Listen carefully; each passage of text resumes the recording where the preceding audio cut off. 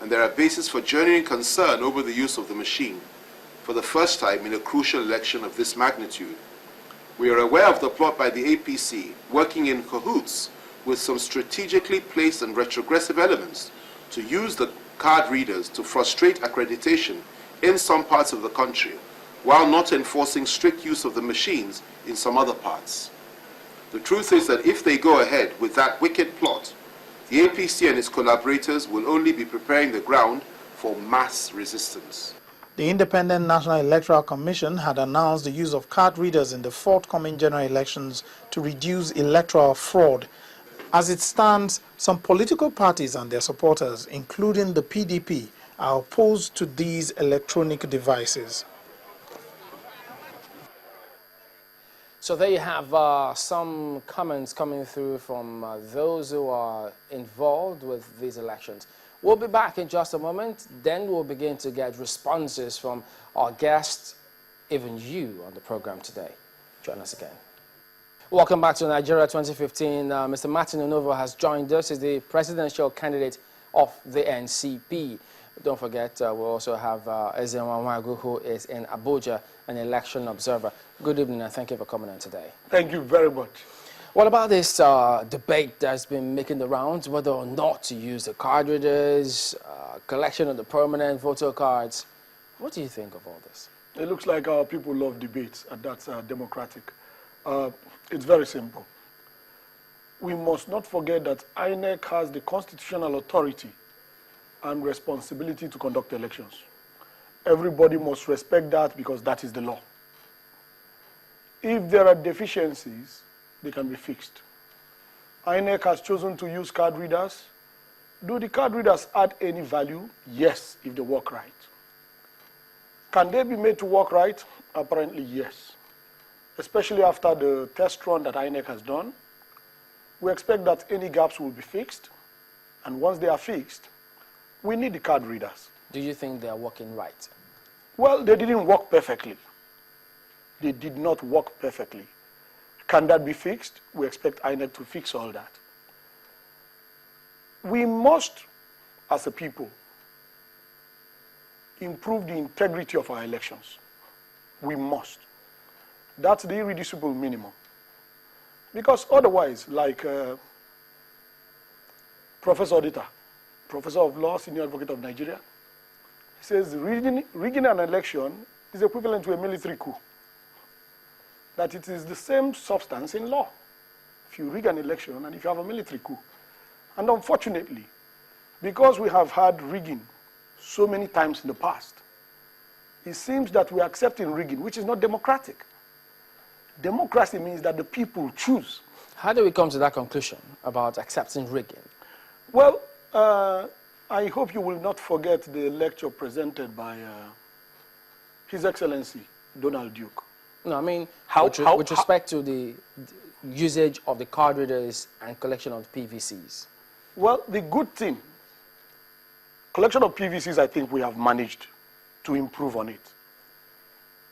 If you look at the official data from INEC now, a lot more people than before February 14th have collected their PVCs. And do not forget that the law does not say you must vote. The law does not even say you must register. But the law does not say that. We expect you as a good citizen to perform your civic duty. So I know some people who said they are not interested in collecting their PVCs, and we're trying to convince them, go and collect your PVCs.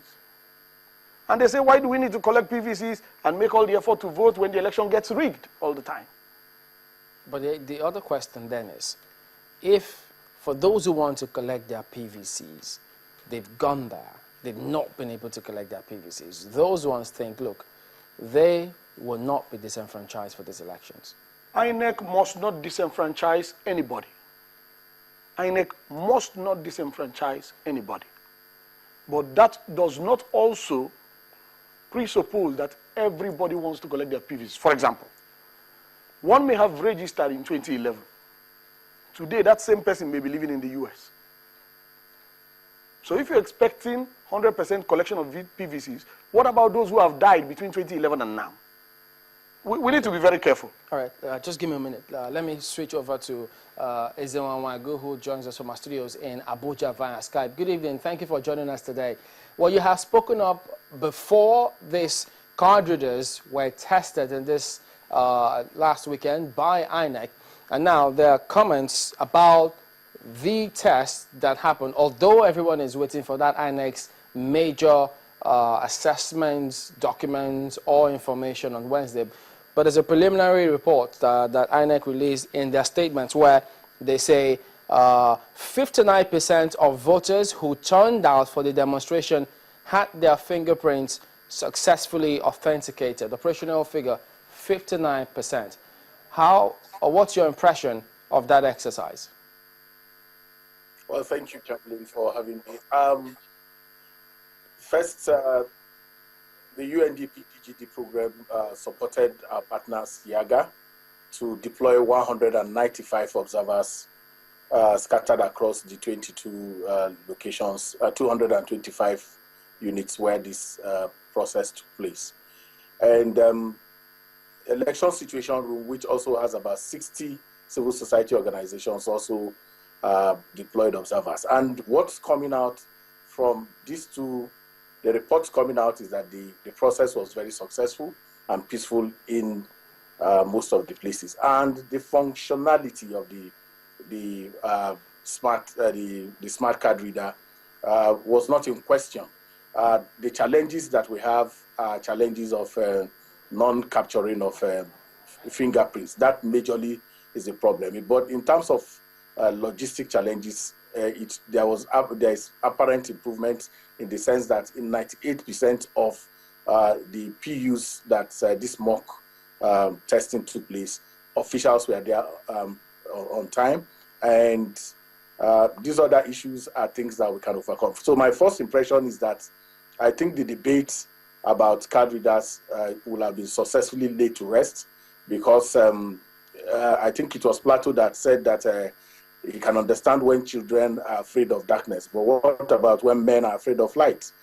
So what I mean by that is that we've come to that point now where we have to embrace technology and get to see how we eliminate too much of human physical intervention